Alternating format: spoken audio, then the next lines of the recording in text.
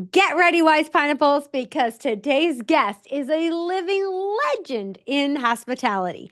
Mark Irgang has spent over 3 decades lighting up this industry with his bold leadership, contagious energy, and a deep passion for service. He is a force behind the brand new 360 room Marriott at JFK Airport, and he just took home Marriott's Hotel Opening of the Year and the Mustang Award for overcoming toughest challenges. Now, he has led iconic properties like the 2,000 room Marriott Marquis in New York City. He shaped the Courtyard brand as a regional VP and now serves as the president of Skull International USA, representing over 1,400 tourism and travel pros across the nation. Woo! He's a Cornell hotelier, a global mentor, and a true yes minded leader. There is so much yes in this conversation. You're not going to believe it. And there's so much, delicious advice, great stories, and just you're going to be so inspired. And there's so much here. I'm probably going to have to make it 2 episodes, but you're going to love it. So, Mark's story is full of grit, grace, and game changing insights. So, let's settle in because we're about to dive into one of the most inspiring journeys in hospitality. Please welcome the unstoppable Mark Irgang. Welcome to the Yes Show. I'm your host, Christine Trippi. Each week, we'll explore the life-changing power of saying yes, along with hotel leadership made easy. Get ready for inspiration, fun, and sweet hospitality. Let's go. Mark, you said yes to leaving the iconic Marriott Marquis to take on one of the lowest ranking Courtyard hotels in the brand as the general manager. I know that had to be a very bold and scary move for so many reasons. Now, what gave you the courage to make that leap? And were you trying to prove something to the world or to yourself? So it's very funny. The story of how I ended up in that job, which I didn't share with you, is Oh, actually, that's the interesting part of the story. Is I was actually on my honeymoon. And I'm on my honeymoon, and of course, you're in the honeymoon phase. So I'm at the beach, and my wife forgot her sunglasses. So of course, I'm the new husband. So I said, "Hey, let me run all the way upstairs, like a mile away from the beach to get you your sunglasses."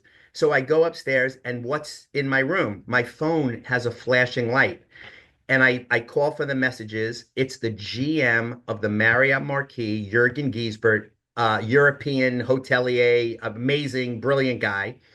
And he says, "Mark, I just want to let you know, while you were away, I posted you for a job and you got the job. And it was to be the resident manager of the full service Newark Airport Marriott." And he said, oh, "Congratulations. I just wanted to share with you that I posted the job for you because I know you wanted to be a, assistant GM."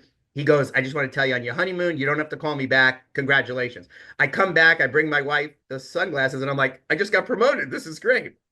All right, fast forward. It's now Sunday night. I'm back from my honeymoon.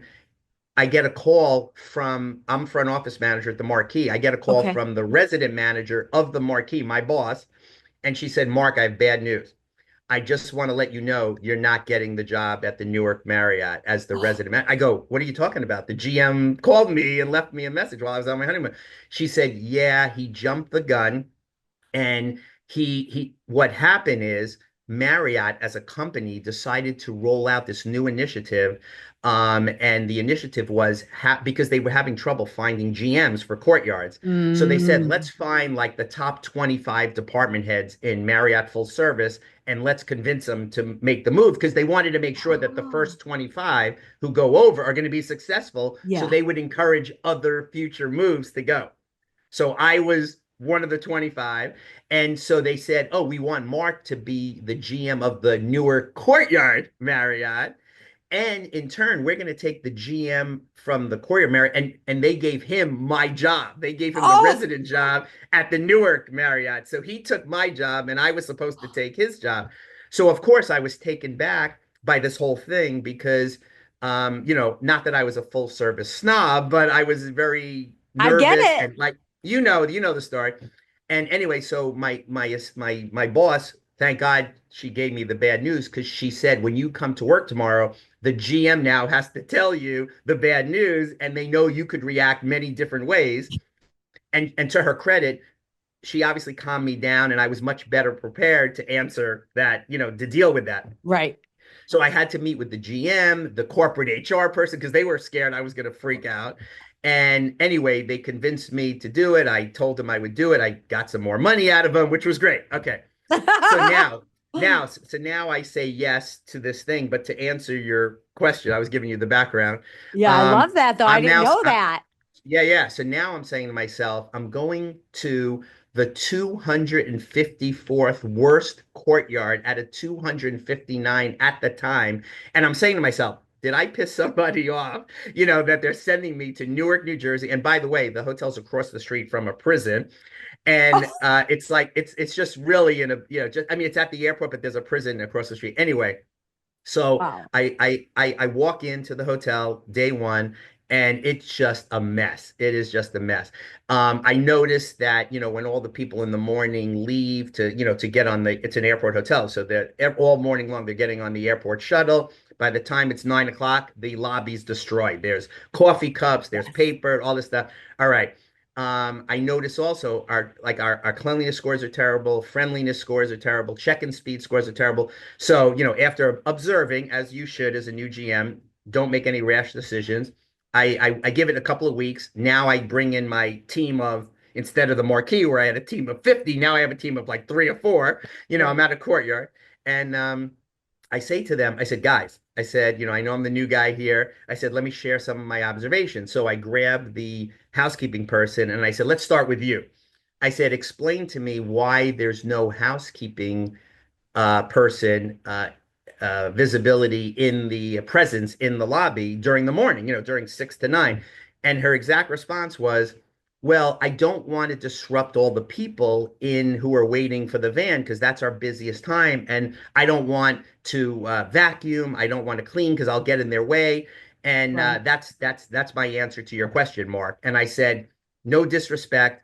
I have a completely different approach to that. And she said, what do you mean? I said, not only do I want you to have a housekeeper there between 6 and 9, I said, I want you to annoy every single guest that's sitting in the lobby. She goes, what are you talking about?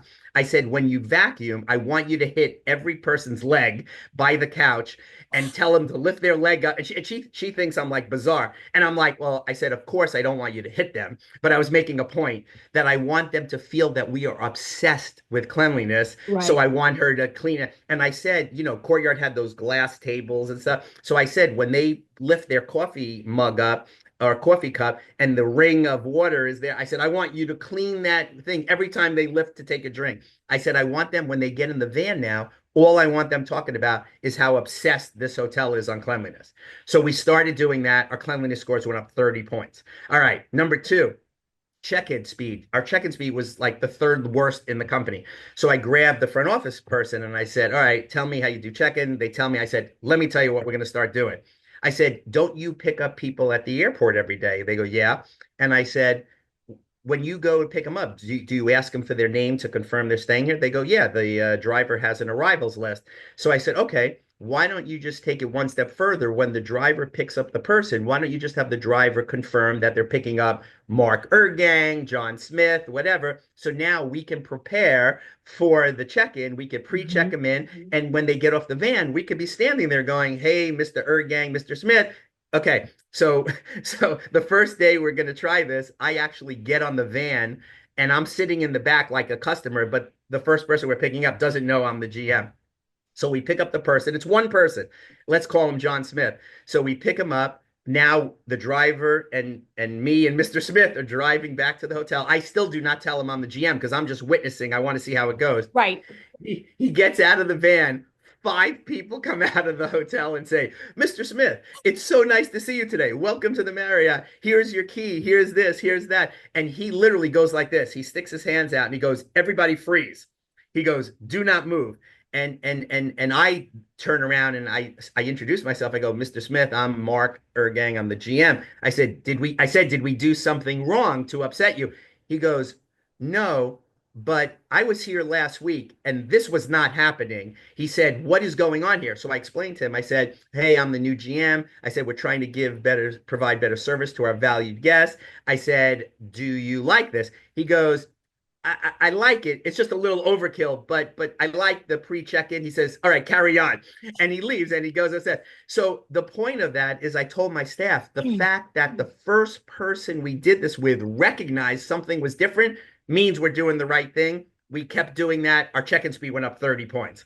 I And then love it. the last thing was friendliness. And this is my favorite part of the story is I noticed that people were complaining, and we, believe it or not, we had because of the prison and Newark, New Jersey, we had gated parking, so to protect the cars from being stolen, all that stuff. So I said to my team, I said, the last thing we need to do, like hotels have lobby ambassadors, things like Mhm. that. I said, why don't we have a parking lot ambassador? And they thought I was insane.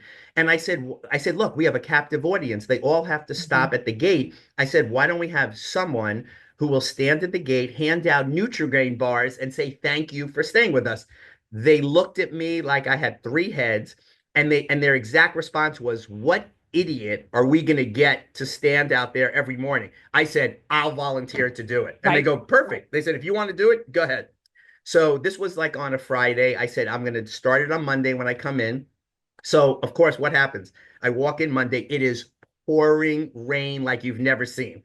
So I'm in there, and my managers walk in. They go, Mark, I am so sorry. I go, what are you apologizing about? They go, we're so sorry that you're not going to be able to start your parking lot thing today. And I go, oh no, I'm going out there because I knew I had to prove a point. If the postman could deliver, I can deliver. Right. So they said, Mark, there's no way you're going out there. I mean, it was pouring, it was bad. So I said, no, I'm going out there. So I did go out there. Of course, now picture the scene. I have a rain gear. I have a hood on, I have a basket of Nutri-Grain bars. So what's really funny is, and I don't have a name tag because my raincoat is covering it. So the people who were leaving, coming out, they probably thought I was like a Girl Scout person selling cookies. And when I explained to them at the gate, I said, "Hi, I'm Mark, the GM. I just want to thank you for staying with us." They thought I was nuts. And I Yes. said, "Can I go?" And it's pouring rain. I said, "Can I offer you a breakfast bar?" I'd say 5 out of 6 just took off and said, "Thank you, no, thank you." One person would move their window down like this much, and they said, "Just stick it in." So I'm sticking in the bar in between the windows.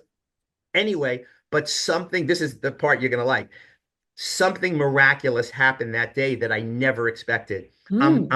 I'm poor. Yeah, I know you like those parts to the Yes. story. I look at the side of the hotel and I see housekeepers who are cleaning rooms looking out the window at this scene. Now they don't know it's me because I didn't tell them. Oh. So now they just see somebody interacting with the cars and handing out the bars. So now it's like 2 hours later, I go in, I'm soaked, and I go into the break room. I take off my stuff, and my housekeepers were on a morning break. They look at me and they go, Mark, was that you in the parking lot? And I said, yeah, that was me. I said, you saw me? They go, yeah, we saw you while we were cleaning rooms. They said, what the heck were you doing? I said, I was thanking our guests for staying with us. I was handing them breakfast bars because they're the ones who pay our paychecks. And they said, wow, that's amazing. And they said, are you going to do this every day? I said, I'm going to do it, every day when I'm here. And if I could put like an invisible caption over all of their heads, it would say, if Mark, the GM, can do this for our guests, we could probably clean rooms better. And all of a Mm-hmm. sudden, the entire culture of the hotel changed in one day. They started cleaning rooms better. And the funny part of the whole story is by like 2 months in, everyone was begging me, can I give out the bars in the parking lot? Because they knew how exciting it was, and the guests were writing on the GSS scores, hey, the GM was so great, he's handing out bars, blah blah blah blah blah. And now people were I was actually, not only did I allow my managers to do it, I was having housekeepers volunteer to do this. Yes. So it was great. So I'd have a housekeeper handing out the bars, and I said, I'll take a couple of rooms off your board today, that kind of thing. Mm-hmm. So by saying yes to that job, which originally I probably would never have accepted, Mm-hmm. it literally changed the trajectory of my career, because we had so much success at that hotel that I got offered to be regional director of the Northeast, and that's where I met Liam Brown. So it all comes together. Yes, our paths are so similar. But I have to break down a couple things here. Yeah. One, I this is so similar to what I talk about all the time, and that what would being that if you are not uncomfortable or even a little embarrassed about Hmm. your service, then you're doing what everyone else is doing. So the way you know you're really standing out is when you're feeling that little uncomfortable or little embarrassment about what you're doing. And all of those things are things you just said everyone felt like. But the key thing is here, and this is what I've said all along, is that as the leader, I get out there and do it first. You got out there and did Right. it first to show them, hey, I'm willing to do this. And then pretty soon you show them that this is fun and it's okay, and they want to join you. We did a similar thing where we did curbside check-ins for during the key prime times of check-in, and we would be out there. In the beginning, they're like, "You're crazy! I'm not doing that, Christine." They all want to hide behind the island or behind the desk, Right. right? And so I did it first with them, and then and then pretty soon they're like, "We don't need you anymore." Right. So Yeah. that is the key. Be that leader that will get out there and do it first, and be a little embarrassed first. And to quote Christine Trippi, it was a mindset transformation. Yes. And to quote you again, it was definitely 20% strategy, 80% mindset transformation. 100%. I love that you brought that up. 100%. I love all of these examples so much. And I love how you one maybe not voluntarily took that position, Mhm. saw how much you grew from it, saw because of what you actually accomplished in it, how it Mhm. got you to that next level. So many amazing things happen when you say yes.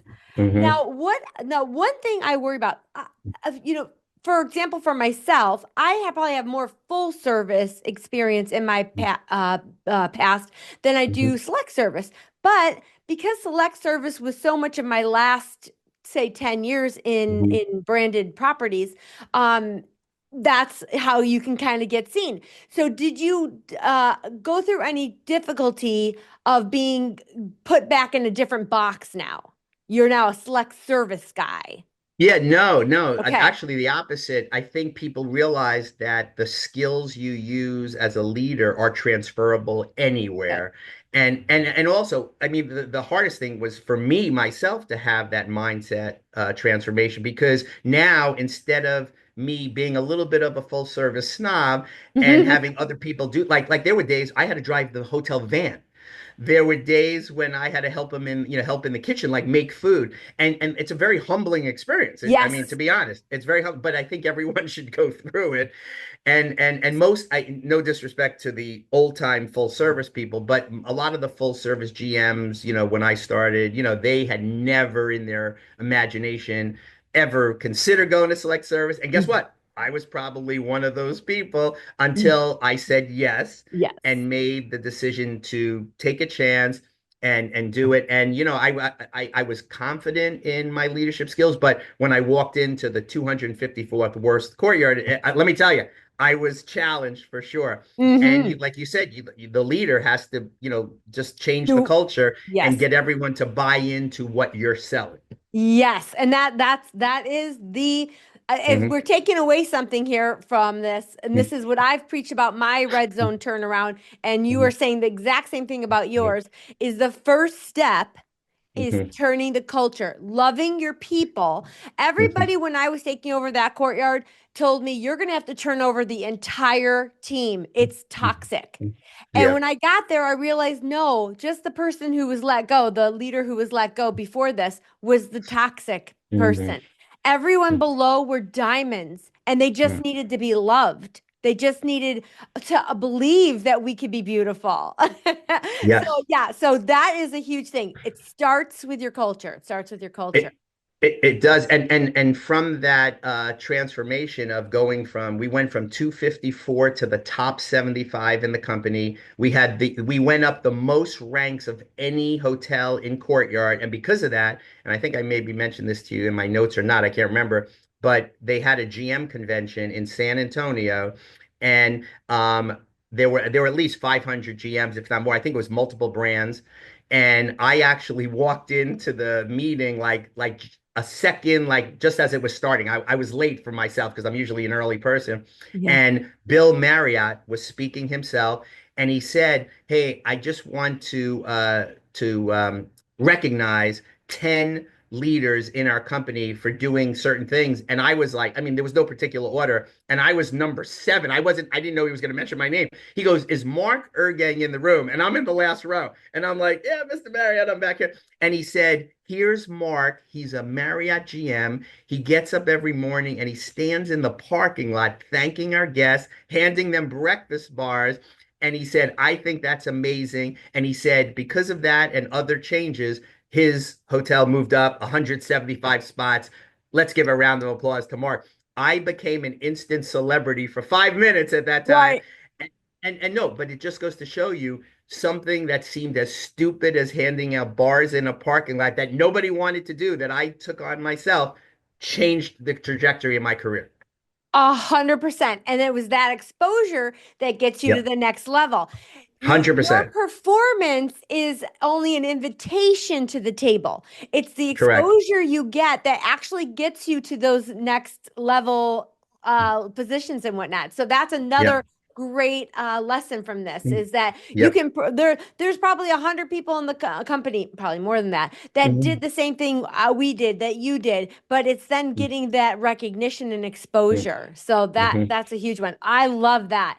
Now let me ask you this, going into it, you kind of felt above it, and that's Mhm. okay. But then you Yep. came to it, you were humbled, you loved it, you felt so rewarded. What were some of your key learnings? Like you were a front office manager in a very big hotel, but it's Mhm. isolating.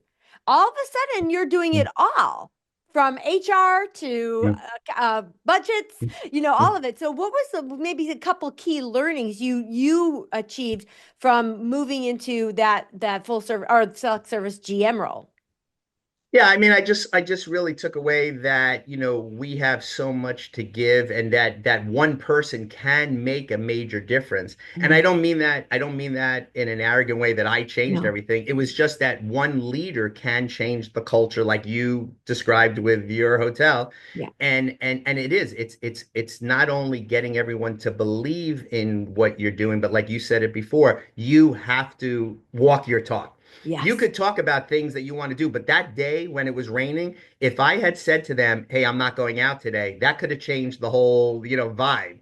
But the Mm-hmm. fact that I went out there, even though I got soaked, it proved a point to everyone. And let me tell you, if I didn't go out, those housekeepers would never have seen me, you Right. know? So that took on a whole different effect. And I do think it was a very humbling experience because, to be honest, when you're the front office manager at the Marriott Marquis, it's very easy to get an ego, very easy to be a little arrogant. You're the front office manager, the largest Marriott in the world. Everyone's calling you in the company, "Mark, what do you do there? What do you?" And Yeah. it's just there's so much to learn when you're actually in a much smaller operation because Yes. you're literally involved. You're not managing 100 people, 200 people, as much as you're in the trenches. You're in the trenches, so Mm-hmm. you're doing and managing. So just so many valuable takeaways. And then also by implementing these housekeeping things with the vacuuming in the lobby and the check-in and cleaning better and the bars and thanking our guests, it shows you by making just a few changes in an operation, you could literally change the trajectory of the guest emotional experience. And we did that as a team, Yeah. and everyone started seeing the change. And the other thing is, as you're seeing the change, you got to celebrate that. I'm a big rah rah guy, Mm. as you know, and as you Yes. are. And anyway, and I still do it today. And when our scores go up 1 or 2 points, I'm like, "Guys, that's awesome. You went up 1 or 2 points in 3 days. We can go up 10 points in a week." So you just got to keep the momentum. And if you are not the biggest cheerleader as the GM and leader of an operation, then you're not doing the right thing. Yeah, 100%. It takes cheerleading. And when I'm talking to leaders who are not like us, natural cheerleaders, I Hmm. always say, especially like for your huddle, you want the energy and whatnot. But I always say there's somebody on your team who is that person. Hmm. Let them be your CEO, chief energy officer. Bring Right. them, let them help you, okay? Because you're Hmm. great at this. Get someone who's great at that because you need Hmm. it. And you can still deliver that cheerleading in a very your way, but then you can have somebody who's got the energy for it. Yes, yes. I love that. Liam gave me a great quote. He said, "First, do the necessary. Second, do what's possible, and soon you'll do the impossible." Yeah. And I love that quote. And the whole turnaround at that courtyard is that in a nutshell. We did what was necessary. We did what was possible, and then I mean, these guys were like so demotivated. Like when you're the fifth worst of anything at a 259, you feel like you're a major failure. And you have to come and it's like you're part of a team. You got to pick up the members and say, Yes. guys, we could do this. We can get better. And I always attribute things to like losing weight and stuff. It's so like when you're trying to lose 50 pounds, 100 pounds, seeing that finish line is almost impossible. But when Yes. you start to lose 2 pounds and 3 pounds and 5 pounds, and all of a sudden it becomes a reality. Yes. And I didn't share this with you, but I've gone through some physical transformations too. I lost 50 pounds. I became a health coach, and I still do that on the side. Oh, I do health coaching for a company called Optavia. You may have heard of it. And I think it used to be called MetaFast years ago. oh yeah, I did But MetaFast. yeah, yeah. So anyway, so I became a health coach, and I still help people today. So it's just to throw on more things, Christine, to our You plate. are never ending. You are You know, involved in everything. I love you so everything, much. I love you. everything. I'm trying to keep up with you. Oh, no, please. You are, oh, you're Yeah. something else. Okay. And there's so much more to get to. Okay. Yeah. So let's recap this really quickly for the people out there. If you are a full service leader and you're thinking select service is beneath you or whatnot, Mhm. there's Mhm. so much to learn. One, Mhm. you get a taste of all the areas. Sometimes people will take a position like that of a select service GM and realize, I love HR or I'm Right. amazing at numbers and I'm going to go Yeah. into the accounting realm of it. So Right. you get to taste it all. When you're in a full service department, if you're a department Right. head, you're Mm. siloed. You're doing Correct. one thing. You don't get a taste of everything. So that's one real big benefit of select service. Great point. Great Yes. point. Now, if you're in select service and you want to move into a full service, um, this is what I really want to ask you because you're Mhm. also a person that's that hiring manager for this. Mhm. What do you believe most hiring managers get wrong about leaders wanting to move from select service to full service? It's a great question. And I'll be honest with you, before I made that move and did that, I probably would have not hired a select service I person because I would know. have said, yeah, and that's why you asked me that question. Hmm. But no, it's a great question. But I'm being honest, I probably would not have hired them to be full transparency because I probably would have thought as especially coming from the marquee and all that, I probably would have thought like there's no way this person will be able to keep up with me or my team or whatever because we're doing 1,700 check-ins and check-outs every day at the marquee. And this Hmm. is someone, and again, my Newark, just so you know, the Newark Airport Courtyard was probably one of the busiest courtyards in the United States. So if Oh, you're coming from a regular courtyard that's 110 rooms, that does $3 or $4 million a year. I mean, at that time, the Marriott Marquis was doing 250 million a year. So, you're on a whole different world. And yeah. and anyone who's ever worked at the Marquis said it's like work, it's a company within a company. So we were like our own company at the when you think about a one hotel doing $250 million, that's probably what my entire Courtyard region, maybe did Right. of 38 hotels. So yeah, I would definitely be hesitant to take on someone from a select service. But the learning, to your Right. question, is now I'm a lot more excited to talk about select service because guess what? The select service manager probably works harder than the full service Way. manager because one day they walk in, they're doing check-ins, the next day they're making eggs, the next day they're driving the van, the next day they're Yeah. cleaning rooms. Aside That from that, full they're doing the budget. They're implementing all the new systems. They're doing their revenue managers, yeah, their sales man. They're doing it all. So they have such exactly. a well-rounded, like you came from the marquee, but you probably didn't know anything about housekeeping. You probably didn't know anything about doing the budget, or Yeah, not anything, but right. that was probably a great learning for you. No, you're right. You're definitely further removed from those kind of things. Yeah. 100%. You're right. Now I'm a Courtyard GM. I am doing the budget myself. Right. And you're right. So you learn that, and that makes you a much better Mhm. prepared to be a department head at a full service hotel, maybe an exec committee member. And listen, I was GM for 2 years there. Like I said, I got the biggest promotion of my life. Now I'm running 38 hotels. And then I had probably the best success of my career in those 2 years as the regional. And right out of the movie Top Gun, where they asked Tom Cruise at the end of the movie and they say, "Where do you want to work?" And he goes, "I want to go back to Top Gun." And the guy goes, "What, are you crazy?" They Yeah. asked me, "Mark, what do you want to do? You just had 2 great years." I said, "I want to go back to the Marquis." They brought me back to the Marquis as the assistant GM. That's so amazing. It's so amazing. Now let's remind everybody that hotel has 2,000 rooms, right? 2,000 rooms, 1,500 employees, 250 plus $1 million in revenue. That's amazing. That's amazing. Now, okay, Yeah. we're talking really right now to that full service hiring manager, whether it's GM, HR, whatnot. Um, why do they want to consider select service GMs? No, just because you're going to get a passionate, well-rounded individual and who's Yes. who's hungry, and this person is not just taking it for granted. For them to the excitement of them getting into full service is like going from the minor league baseball to major league. I mean, those people have worked there, what off, and they deserve an opportunity. And Yes. with the right mentor, guidance, and all that, they could definitely, they could go toe to toe with any full service person. Believe me, a GM at a Courtyard is working a lot harder than a department head at a full service hotel. Trust me on that. I think I would agree with you. You've had so many amazing opportunities that you probably were thinking, why the hell do they think I can do this? I mean, you've had some amazing opportunities that you've taken over and you've killed it every single time. But who is somebody in the trajectory of your life that saw something in you that you didn't see it yourself? And let's give them a shout out right now. Who is it that told you you could do this? Honestly, I got to give a shout out to Jean Cohen. She was my boss at the Marquis when I was front office manager.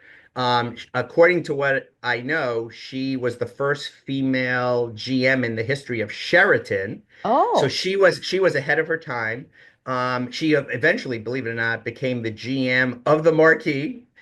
She was the only female GM of the Marquis ever in the history of the Marquis being open. To this day, she's the only female GM.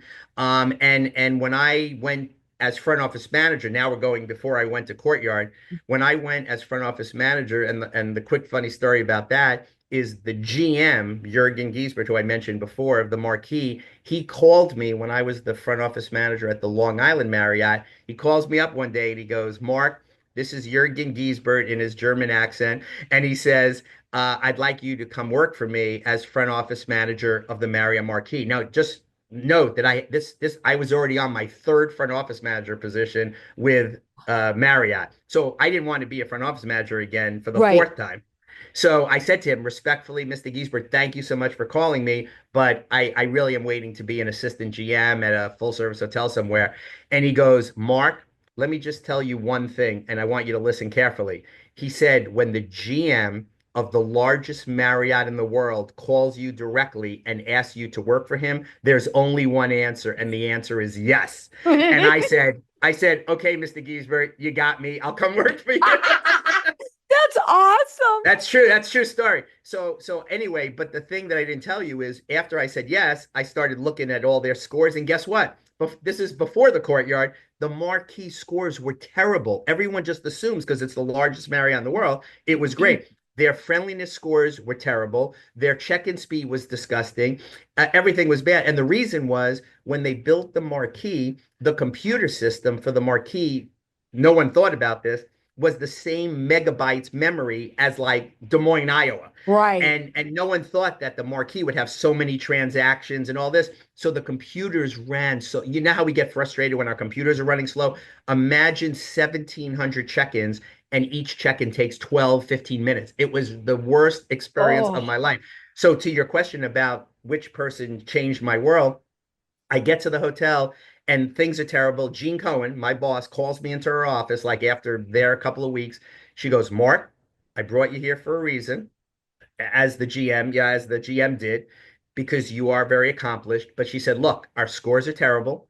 And she said, you and I, Mark, have two choices. We could follow in our predecessor footsteps and just do enough to get by and still be in the 50s in GSS in our service scores, or we can change the world. And she said, and I said to her, what's involved in changing the world? And she said, and she as the resident manager lived in the hotel. Oh, okay. And she said, this is what I need from you. I need you to move into the hotel for the next 30 days. And I said, what do you mean?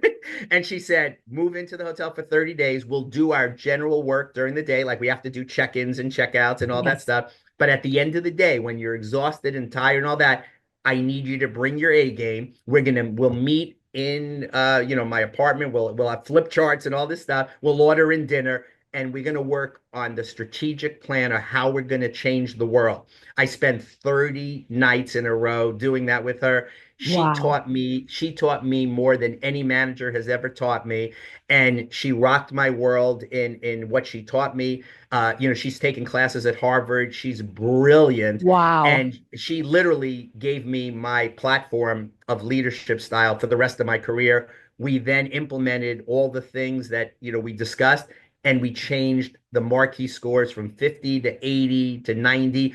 And Mr. Marriott had no clue what the hell happened at the hotel that changed it. And he literally came to the hotel, met with her, met with me. He asked me to introduce him to every employee personally by name. He went to the front desk, thanked every desk agent, Oh my shook their gosh. hand. Unbelievable. And we literally changed the trajectory of the marquee with her leadership. So she is the one responsible. That's amazing. Okay, you've got to take us all into this. Take us into you're in that apartment, you're in with your flip charts and you're strategizing. Give us one example. Can you remember one particular example of you said you were going to change this strategy, what you changed it to, and then how you step by step implemented it? Yeah, that's the million. I could write a book about that, You Christy. could. I definitely could. And the answer to that is she literally had the ability, the KISS thing, keep it simple, stupid. Yes. She had the magic ability of taking Harvard level leadership Complexity. strategies, yeah, and bringing it down, dumbing it down for people like me and saying, Mark, this is how we're going to do it. And what she did is, people like if I walked into that operation without her tutelage and mentorship, it probably would be overwhelming, even for someone like me. Again, I don't say that arrogantly, just someone who's No. been a front office manager for the fourth time. Right. And she was able to break down. So to answer your question, we broke down all the different issues separately. So we said the luggage handling was a problem. So that became one bucket or strategic plan. Then the check-in became another one. So that was it. The speed of the computer, that was another one. The way we stored luggage in the basement when people checked in was a whole, yeah. So basically we listed all the problems, and then from that she was able to do, I forgot the Harvard name from the book, but basically what she did is we put all the different problems listed it, and she did a circle of all the problems. So it was like luggage, front desk, all this stuff. And then she would draw arrows. So she would say, if we fix problem one, does that help us fix problem two? Does it help us fix problem three? So she did a very scientific analysis. Right. And by doing that, we figured out, and this is a great lesson for everyone, another takeaway, but Hmm. if you figure out by which problem you resolve first helps resolve other issues, that's the one you should To spend most of start your with. time on. Yeah, because Yes. most people make the mistake. They think they know which problem is the biggest, but when you attack the one that helps you solve the other ones, that's kind of what we did. And then we called a meeting. She called it a MASH meeting, which stood for Make Alternative Suggestions Happen. And Ah, we brought in all the people, like from the front door and from the desk, and we had a big mix of different titles in that room. and we brainstormed all these different buckets that we created, like the luggage delivery front desk. We asked everyone, write one issue that you think is a problem on a yellow sticky, but only one issue per sticky, and hand it to me and Mark. We collected 1,000 stickies. We put them all up, and she again had this incredible ability. She took all the stickies and she put them into subject categories. And so now under luggage delivery, we had, 200 yellow stickies. And from that, we created a strategic team to deal just with that. And we did that for 10 different initiatives. It was like a very intense thing. And we Yeah. started putting this stuff in motion, and we fixed everything within 6 months. It's incredible. I wish I was in that room with you. Yeah. It sounds very much like Six Sigma. Yeah, yeah, So, 100%. She was an expert on that too, but it okay. was just unbelievable. Yeah, I mean, there are books that we used. There was a teamwork book and some Mhm. other things, and she was just brilliant. I learned so much from her. Yeah, what an amazing experience. You're very, very Yeah, fortunate to have been yeah, in the room where it happens. 100%, Yes, 100%. yes. Now, recently, this kind of ties into this. Recently, I've been talking to some of my Crown Society insiders, part of my hospitality club, about being a macro leader. This came up in one of their interviews that they had. And can you share anything for our select service GMs about being more of a macro leader? So, many of them have that goal to go into full service and be a GM of a full service property. What is some ways you had to have that learning curve of expanding from leading a small team to leading a bigger team, that macro vision? Well, it's funny you say that. I could actually share an experience from the full service that talks to that. We during this challenging time when the check-ins were slow and bad, Okay. I because I knew the computer system inside and out, and I felt I could do check-ins faster than anyone. I would grab registration cards from the old age, and Yep. I'd bring them in the back, and I'd be in the back on four computers doing check-ins because I knew I could do them quickly. And one day, the general manager, Jurgen Giesberg, he comes in the back and he sees me. He goes, Mark, what the heck are you doing? And I go, oh, I'm doing check-ins, and he goes, Mark, you're the front office manager. You got to think more macro. He goes, we have desk agents who could do what you're doing now. He goes, I want you to manage the situation. He goes, I want you to be out there making sure the desk clerks have everything they need. I want you to be out there talking to guests. And if we have to give them free drinks or this or that, you need to manage the situation. I could get other people to do check-ins. So it was a big learning experience for Yes. me because I just felt like, hey, I could do, better doing the check-ins. But he taught me to be more of a macro thinker. And in to your point, in select service, it's probably even more important because in select service, you're probably used to doing the check-ins and the luggage and all that. But Exactly. you got to realize that you're there as GM for a higher purpose, and that is to manage other people, train them, mentor them, but so they can execute everything. And yeah, you could be the backup, the fill-in, and all that. But Mhm. to do all that yourself every day, you're probably not getting the most out of your skill set. Right. It's the high level of things, just like what you did in that apartment in the evenings. You helped operationally during the day to get through the day, Yep. but then you Yep. strategically said, how do we make it better for tomorrow? Yep. Instead of every day just showing up to react to everything, now you come in with a plan to make Yep. the process better. So yeah, Yep. that is the high level macro leader. And just looking out calendar wise, one of the things we do in the club is we plan our whole year in advance. And that is being a macro leader, thinking, what's happening in summer, what's happening here, and just looking at the year high level. And one of the things I'll say for any leader, when the crud hits the fan, to keep it clean, the some of the first things that go to the wayside are our leadership meeting, our huddles, and Mhm. those meetings because they're not something that we don't get through the day if we don't do them. But they're without those two things, your entire operation starts to fall. So we Right. might think it's something we can physically pass up on because everything else is so crazy, but that is going to lead to the destruction of everything. So True. yeah, so that would be an Yeah. advice for me because Mhm. I work with hundreds of hotel leaders, Mhm. and I often say, well, when's your leadership meeting?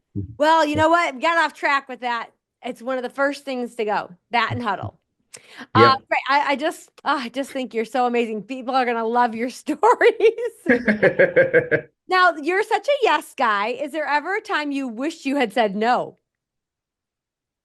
Um, well, two real quick personal things is Okay. I was what my wife's best friend is a marathon runner, and when we lived in the city, my wife asked me to go with her just to watch and root on her friend. I did. And then her friend at the end of the race, I congratulated her. Her friend said, "Mark, I think you should run the marathon someday." And I just started laughing because I was a couch potato, and I said, "Yeah, I don't know if that's going to happen." And then next thing I know, I said yes in my own head, and I started training. I ran the 1999 marathon. I finished it, fantastic. And then I stopped running just because I figured I accomplished my goal. And then I Right. got bored and I said, wait, maybe I should run a second one. I ran the 2003 marathon. Then I didn't run again for another year and a half. I got bored again. I ran the 2005 marathon. And then lo and behold, I ran the 2008 marathon. I run 4 New York City marathons. So that was one thing maybe I should have said no to because it's a very intense training, all that. Yeah. Second quick thing is my son is a theater arts major. Oh, And when he was in high school, he would take, acting classes with a group. And they had a very cool thing. During the year, the kids would do the classes. In the summer, they did the switcheroo. They had the kids play choreographer, director, and all that. And I said to my son, who does the acting when you are directing? They said, oh, we're supposed to ask our parents to do it. So my son asked me the question, Dad, will you be in High School Musical 2? That's the show we're doing this summer. I go, no, I'm not an actor, singer. He goes, no, I'll get you a part where you don't have to sing, you don't have to dance. And I said, okay, well, if I don't have to sing and I don't have to dance, I'll support you because he was co-directing. So I agreed to be Mr. Fulton, who's the country club general manager in High School Musical 2. If anyone out there has ever seen High School Musical 2, let me just tell you, Mr. Fulton has the most lines of anyone in the show. He doesn't sing and he doesn't dance, but he's in every scene because the whole show is at the country club.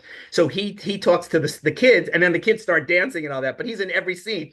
I had 82 lines that I oh, had to remember, and I've never done acting or singing in my life. Fast forward, I've been in just like the marathon. Since then, I've been in 3 more shows.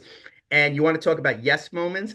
I had to be I played a role of General Schmitz in Seussical the musical, and I had a solo singing part. Never sang in my life, never sang. I had stage fright, Christine. Go 2 seconds before I had to go out there. I have to walk across the stage and sing a solo. Scariest moment of my life, oh my. scarier than any speech I've ever given to any hotel group of people. Scariest thing, but being vulnerable and doing something like that, very empowering.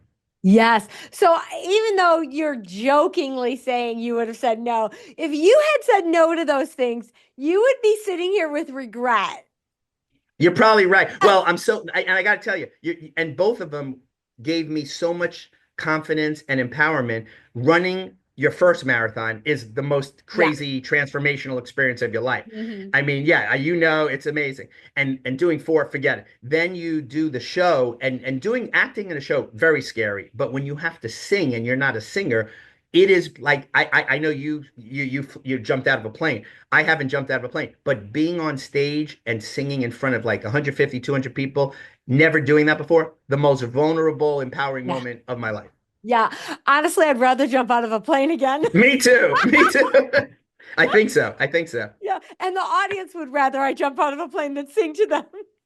Yeah, I think you're right too. Yeah, it was definitely the craziest moment of my life. But I will tell you, to your point, because we all talk about how saying yes to things changes your life, like it did Yes. my career.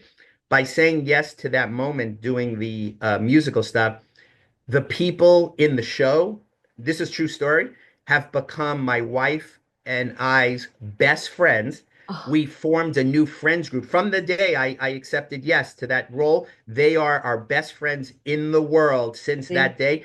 Every weekend, we go to one of the people's houses just to get together because we just enjoy each other's company.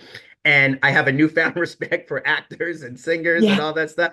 And I will say, these guys in the group, they're like, really good. I'm Mr. Amateur, I whatever. But they are so good. I am wowed by them, but they're just such nice people. Mhm. And my son being a theater arts person, he's just a great kid and he has that same personality that they do. So I understand why he is attracted to that. Yeah. It's incredible. It's literally changed my life and my wife's life because we are so busy with this new friends group for the last like literally 7 to 10 years. That's so beautiful. And something else we have in common, my son is a theater major. He didn't take that in college, but all through eighth grade and high school, he was in every performance. And I did get to be in one of his shows. See Yeah, it was that? really What cute. was your role? I need to know. Actually, it wasn't necessarily a role per se. It was the one about the spelling bee. Was it called Spelling Bee? Oh, it could be spelling bee. Yeah. Yeah, and then I got to be one of the people doing the spelling bee and answering the trying to spell. I knew you had some theater in you, Yeah. Christine. I knew that. That's Yeah. so funny. The Now, secrets are coming out now. The secrets are coming out. yeah, they're oh yeah, oh God, the Yeah. secrets They're are coming out. They're out. out there. Now everyone knows theater, marathon, select service. It's all Right. open. It's all open. It's all over. Wise pineapples. Isn't Mark amazing? I have been trying to cut this down to make it an episode, but he's just too amazing. And I want you to have all of it. So I'm going to make this 2 episodes. So stay tuned next Monday, same place, same time, and you can hear the rest of what Mark has to share with us. You're going to love it. See you there.